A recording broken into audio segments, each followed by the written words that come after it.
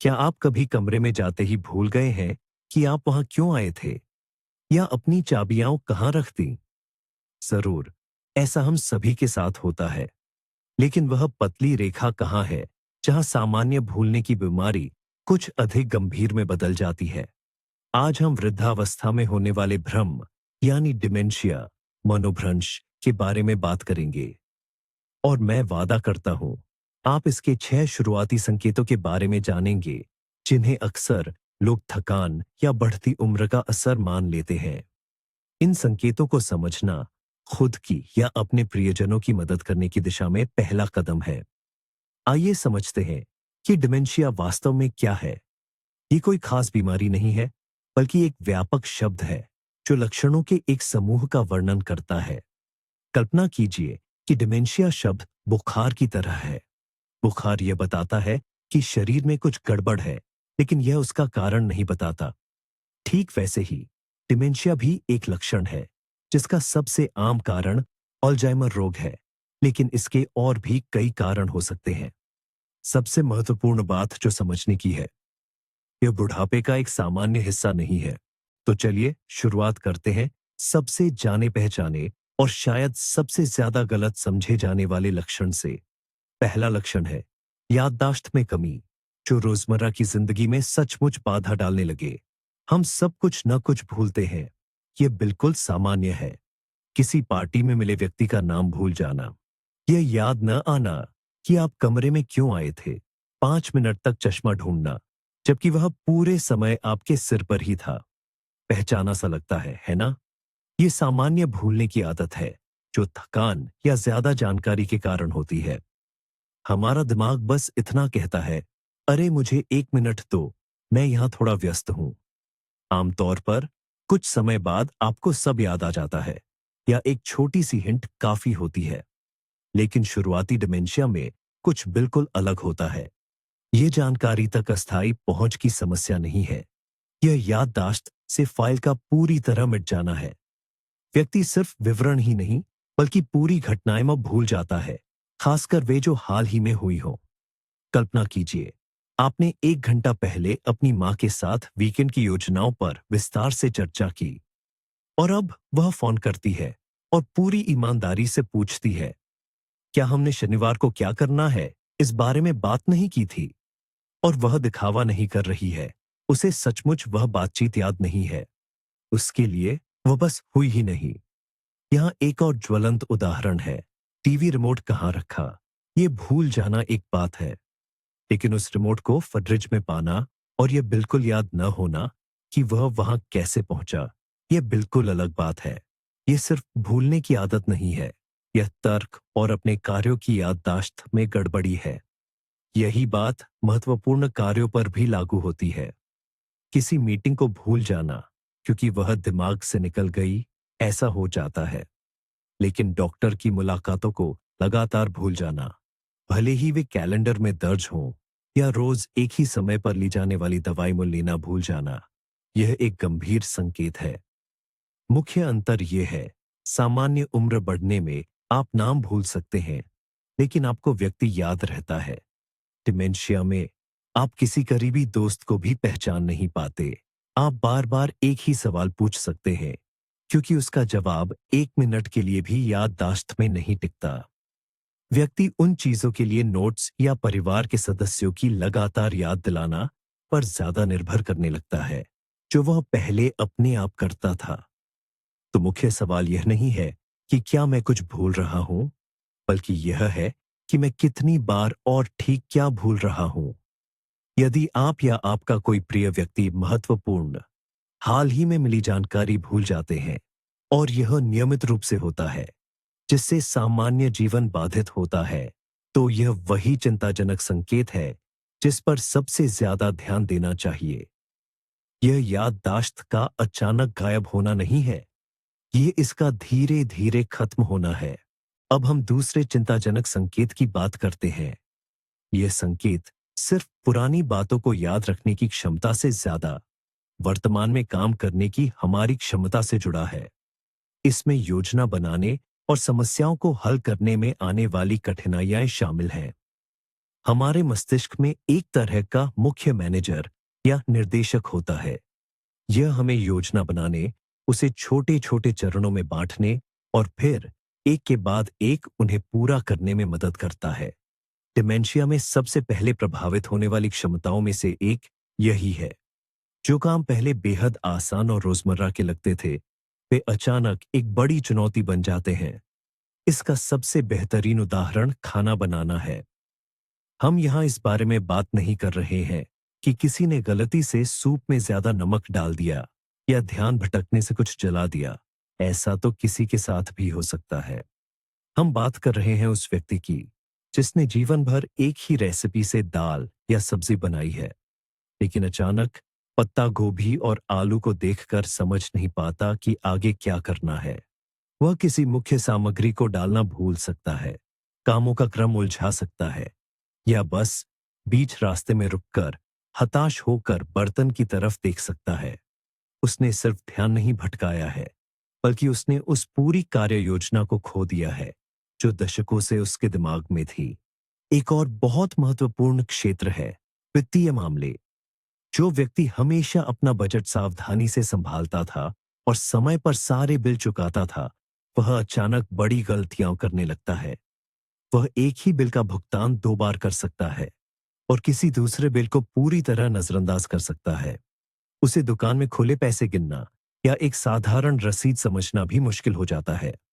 बात यह नहीं है कि वह गिनना भूल गया है। बात यह है कि कई चरणों वाली प्रक्रिया, जैसे राशि जांचना, चेक लिखना या कार्ड विवरण डालना और फिर भुगतान की पुष्टि करना, उसके लिए असंबंधित टुकड़ों में बिखर जाती है। यही बात एकाग्रता पर भी लागू होती है। व्यक्ति को किसी फिल्म या किताब की कहानी का पालन करना मुश्किल हो जाता है। वह एक पन्ना पढ़ना शुरू कर सकता है और अंत तक यह भूल सकता है कि शुरुआत में क्या था।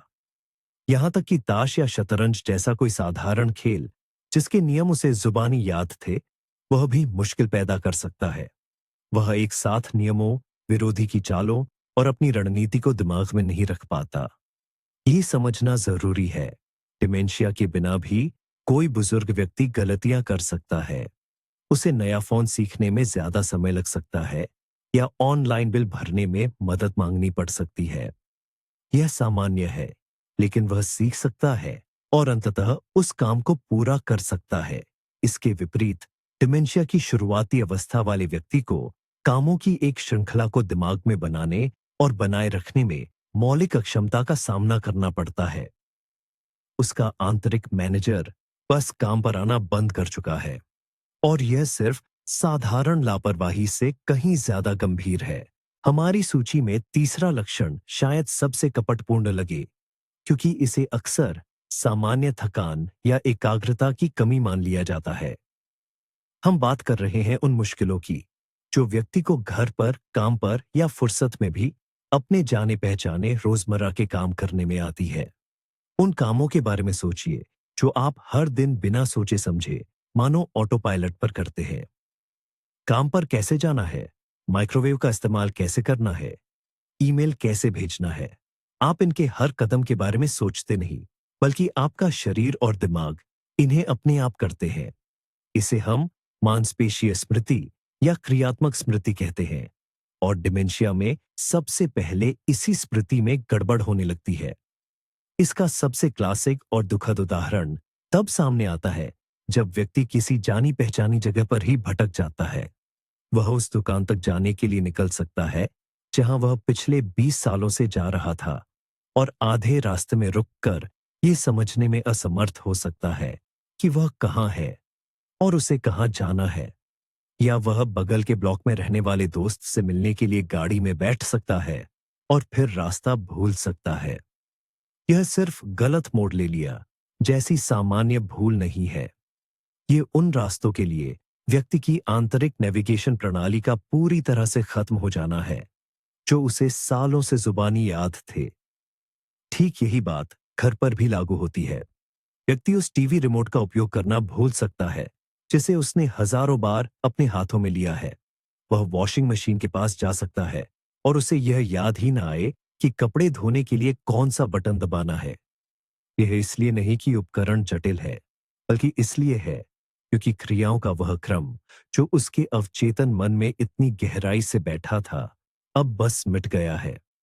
काम के माहौल में ये तब स्पष्ट होता है जब कोई कर्मचारी जो अपने क्षेत्र का माहिर रहा हो, अचानक बुनियादी कामों को करने में कठिनाई महसूस करने लगता है। एक अकाउंटेंट यह भूल सकता है कि बैलेंस शीट कैसे तैयार करते हैं, और एक शिक्षक को यह याद नहीं रहता कि एक साधारण पाठ योजना कैसे बनानी है। इसका मतलब यह नहीं कि वे आलसी या मूर्ख हो गए हैं। असल में उनके दिमाग ने उन पेशेवर कौशलों तक अपनी पहुंच खो दी है जो उन्होंने वर्षों से बहुत अच्छी तरह सीखे थे।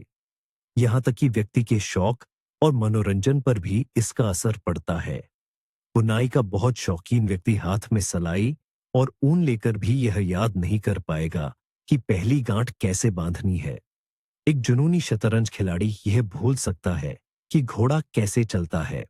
यह स्थिति विशेष रूप से पीड़ादायक होती है क्योंकि इसमें सिर्फ एक कौशल ही नहीं बल्कि आनंद और आत्मसंतुष्टि का एक महत्वपूर्ण स्रोत भी छिन जाता है। सामान्य उम्र बढ़ने के साथ होने वाले परिवर्तनों से इसका मुख्य अंतर ये है। एक बुजुर्ग व्यक्ति किसी नए स्मार्टफोन या कंप्यूटर पर नए सॉफ्टवेयर को समझने में मदद मांग सकता है, लेकिन डिमेंशिया से पीड़ित व्यक्ति को उन कामों को करने में मदद की जरूरत पड़ने लगती है जिन्हें वह पहले आंखें मूंद कर भी कर लेता था। यह नई चीजें सीखने में आने वाली समस्या नहीं है। यह पुरानी और अच्छी तरह से जानी पहचानी चीजों को फिर से करने में आने वाली समस्या है। और यह एक बेहद चिंताजनक संकेत है। C'est un signal que son cerveau a cessé de traiter correctement les informations fondamentales sur le monde qui l'entoure. Et cela demande une attention immédiate. अब हम एक ऐसे लक्षण की बात करेंगे जो व्यक्ति को और उसके प्रियजनों को सचमुच डरा सकता है और भ्रमित कर सकता है। ये चौथा संकेत है, समय और स्थान से जुड़ा भटकाव या दिग्भ्रम। एक स्वस्थ व्यक्ति के लिए समय और जगह का एहसास एक स्थिर सच्चाई होती है। हम सुबह उठते हैं और जानते हैं कि आज हफ्ते का कौन सा दिन है, कौन सी तारीख है, कौन सा महीना और साल है। हम जानते हैं कि हम कहाँ हैं, अपने घर में, अपने शहर में, अपने देश में। ये सब अपने आप होता है। हमें हर मिनट कैलेंडर देखने की जरूरत नहीं पड़ती। ये जानकारी हमारे दिमाग में एक डेस्कटॉप बैकग्राउंड की तरह होती है। डिमेंशिया के शुरुआती दौर वाले व्यक्ति में यह बैकग्राउंड धुंधला होने लगता है और बिगड़ जाता है। इसका सबसे आसान लक्षण तारीखों को लेकर भ्रमित होना है। व्यक्ति पूरी तरह से आश्वस्त हो सकता है कि आज मंगलवार है, जबकि असल में शुक्रवार हो चुका होता है। वह भूल सकता है कि अब कौन सा महीना है या यहां तक कि कौन सा मौसम चल रहा है। वह जुलाई में नए साल की तैयारी शुरू कर सकता है, ईमानदारी से यह न समझते हुए कि आसपास के सभी लोग हैरान क्यों हैं। समय के साथ यह दिग्भ्रम और गहराता जाता है। व्यक्ति दिन के दौरान समय के प्रवाह का एहसास खो सकता है। वह दोपहर की नींद के बाद उठकर काम पर जाने की तैयारी कर सकता है, यह सोचकर कि अब सुबह हो गई है, या इसके विपरीत दोपहर में ही सोने की तैयारी शुरू कर सकता है।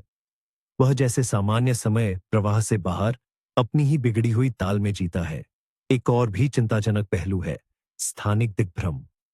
हम पहले ही बात कर चुके हैं कि व्यक्ति किसी जानी पहचानी गली में भटक सकता है, लेकिन यहां एक और गंभीर समस्या की बात हो रही है। व्यक्ति अपने ही लिविंग रूम में हो सकता है और एक पल के लिए भूल सकता है कि वह कहां है। वह बेडरूम से कॉरिडोर में निकल सकता है और यह समझ नहीं पाएगा कि वापस कैसे लौटना है। यह सिर्फ भूलने की बीमारी नहीं है, यह अपने ही घर के मानसिक नक्शे का अस्थायी रूप से खो जाना है। जरा इस एहसास की कल्पना कीजिए। आप आंखें खोलते हैं और समझ नहीं पाते कि आप कहां हैं और यहां कैसे पहुंचे। कुछ सेकंड के लिए यह डरावना हो सकता है। अब कल्पना कीजिए कि ऐसे पल और ज्यादा बार होने लगते हैं और ज्यादा देर तक रहते हैं। व्यक्ति को अपना नाम याद हो सकता है, अपने रिश्तेदारों को याद कर सकता है, लेकिन यह बिल्कुल नहीं समझ पाएगा कि वह इस खास कमरे में क्यों है। बेशक हम में से कोई भी जुबान फिसलने पर गलत दिन का नाम ले सकता है, या छुट्टियों में किसी अनजान होटल में जागते ही एक सेकंड के लिए भ्रमित हो सकता है। अंतर इस स्थिति की आवृत्ति और गहराई में है। अगर आपका कोई प्रिय व्यक्ति नियमित रूप से तारीखों में उलझता है, गलत मौसम में जीता है या जानी पहचानी जगह में खो जाता है, तो ये सिर्फ भूलने की बीमारी नहीं है। यह इस बात का संकेत है कि उसका दिमाग आसपास की दुनिया के बारे में बुनियादी जानकारी को सही ढंग से संसाधित करना बंद कर चुका है और इस पर तुरंत ध्यान देने की जरूरत है। पांचवां लक्षण अक्सर अनदेखा रह जाता है या लोग इसे आंखों की समस्या मानकर गलत समझ लेते हैं। यह है दृश्य जानकारी और चीजों के बीच के स्थानिक संबंधों स्पेशल रिलेशनशिप्स को समझने में कठिनाई। ये समझना बेहद जरूरी है कि यह व्यक्ति की आंखों की रोशनी कम होने की बात नहीं हो रही। वह आंखों के डॉक्टर से जांच करवा सकता है और डॉक्टर बताएगा कि आंखें बिल्कुल ठीक हैं। असल में समस्या हमारी आंखों में नहीं है, जो दुनिया को कैमरे की तरह देखती है, बल्कि उस प्रोसेसर में है जो इन दृश्यों को दिमाग में समझता और प्रोसेस करता है। साफ शब्दों में कहें तो दिक्कत दिमाग की है। रोजमर्रा की जिंदगी में ये कैसे सामने आता है? एक सबसे आम लक्षण है पढ़ने में दिक्कत। व्यक्ति शिकायत कर सकता है कि अक्षर नाचते हुए या उछलते हुए दिखाई देते हैं या फिर पंक्तियां आपस में मिल जाती हैं। पहले चाहे वह कितनी भी तेजी से पढ़ता हो, अब उसे पढ़ते समय अपनी उंगली का सहारा लेना पड़ सकता है ताकि वह पंक्ति न खो दे। एक पंक्ति से दूसरी पंक्ति पर नजर ले जाना भी उसके लिए मुश्किल हो जाता है। इसका नतीजा यह होता है कि जो पढ़ना कभी उसे खुशी देता था, वह अब एक थका देने वाला काम बन जाता है और व्यक्ति आखिर में इस काम को छोड़ ही देता है। एक और बड़ा उदाहरण है दूरी और गहराई को समझने में दिक्कत। व्यक्ति के लिए गिलास में पानी डालते समय उसे गिराए बिना भरना मुश्किल हो जाता है। कप को मेज पर रखते हुए वह चूक सकता है। सीढ़ियां उतरना भी उसके लिए चुनौती बन जाता है, क्योंकि सीढ़ियां उसे सपाट या टेढ़ी मेढ़ी दिखाई देती है और उसे गिरने का डर सताता है। गाड़ी चलाना तो बेहद खतरनाक हो जाता है, क्योंकि आगे चल रही गाड़ी से दूरी या किसी आती हुई चीज की रफ्तार का अंदाजा लगाना लगभग नामुमकिन हो जाता है। इसके अलावा चीजों और चेहरों को पहचानने में भी दिक्कत आ सकती है। नहीं, यह अभी वह चरण नहीं है जब व्यक्ति अपने परिवार वालों को पहचानना बंद कर दे। शुरुआती दौर में ऐसा हो सकता है कि वह किसी कुर्सी को देखता रहे और लंबे समय तक यह ना समझ पाए कि यह क्या चीज है, या फिर शीशे में अपनी परछाई देखकर कुछ पल के लिए डर जाए, उसे कोई अजनबी समझ बैठे।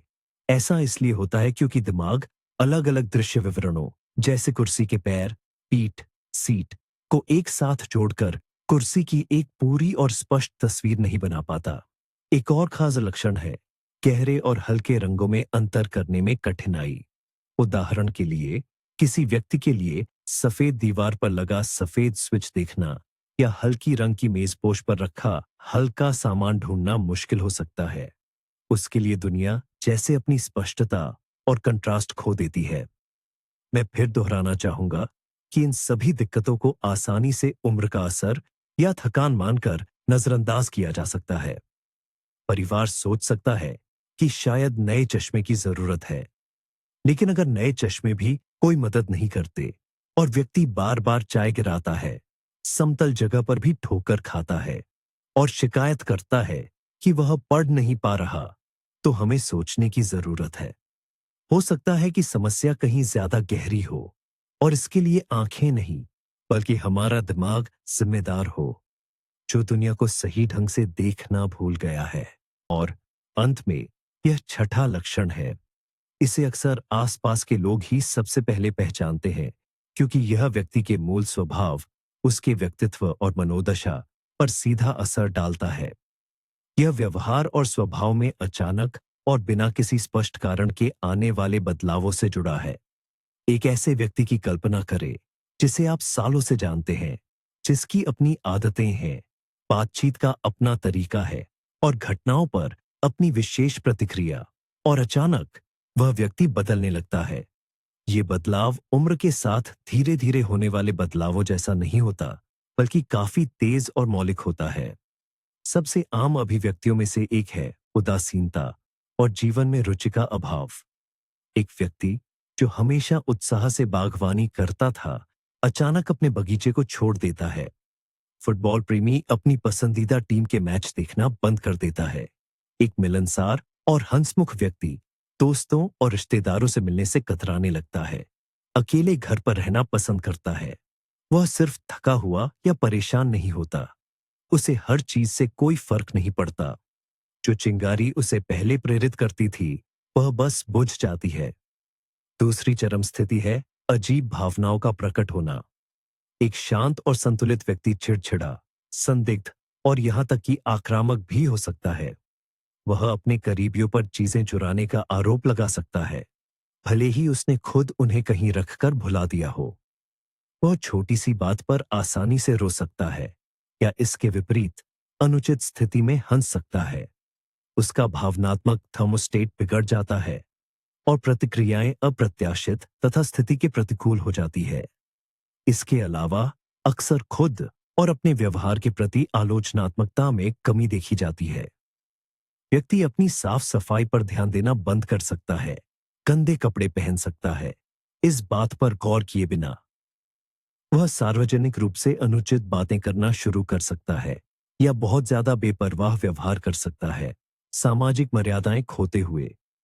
वह मानो ये समझना बंद कर देता है कि समाज में क्या स्वीकार्य है और क्या नहीं। इसके अतिरिक्त अत्यधिक चिंता और भय भी उत्पन्न हो सकता है। व्यक्ति को नई जगहें, नए लोग और दिनचर्या में कोई भी बदलाव डराता है।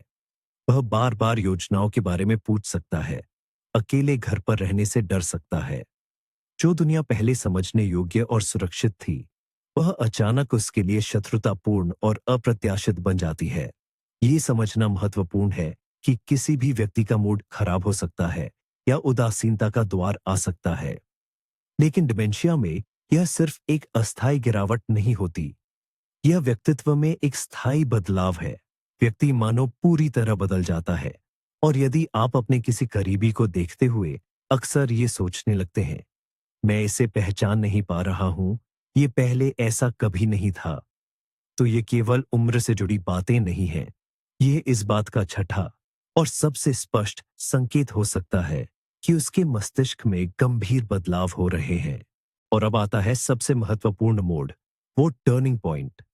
इनमें से कोई भी एक लक्षण अपने आप में डिमेंशिया का 100% निदान नहीं है, लेकिन जब ये सभी लक्षण एक साथ लगातार दिखे और सबसे जरूरी व्यक्ति के पहले के व्यवहार से अलग हों, तभी आपको सतर्क हो जाना चाहिए।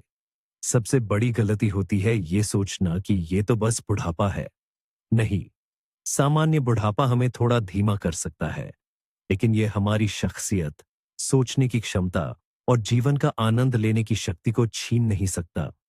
इस बात को समझना ही एक निर्णायक मोड़ है, क्योंकि जितनी जल्दी आप या आपके प्रियजन इन संकेतों को पहचान कर डॉक्टर से सलाह लेंगे, बीमारी की गति को धीमा करने की संभावनाएं उतनी ही ज्यादा होंगी। आधुनिक चिकित्सा डिमेंशिया का इलाज नहीं कर सकती, लेकिन यह मरीज के जीवन की गुणवत्ता में काफी सुधार कर सकती है और उसे अधिक अनमोल समय दे सकती है। शुरुआती पहचान कोई सजा नहीं, बल्कि कार्रवाई करने का एक अवसर है। तो आइए संक्षेप में समझें। डिमेंशिया सिर्फ भूलने की बीमारी नहीं है, यह मस्तिष्क के कामकाज में एक जटिल गड़बड़ी है जो योजना बनाने, दिशा पहचानने, मूड में बदलाव और कई अन्य मुश्किलों के रूप में सामने आती है। और सबसे महत्वपूर्ण बात, यह सामान्य नहीं है। इस महत्वपूर्ण वीडियो को अंत तक देखने के लिए आपका धन्यवाद। यदि आपको यह जानकारी उपयोगी लगी, तो कृपया वीडियो को लाइक करें और नए एपिसोड न छूटे, इसके लिए चैनल को सब्सक्राइब करें।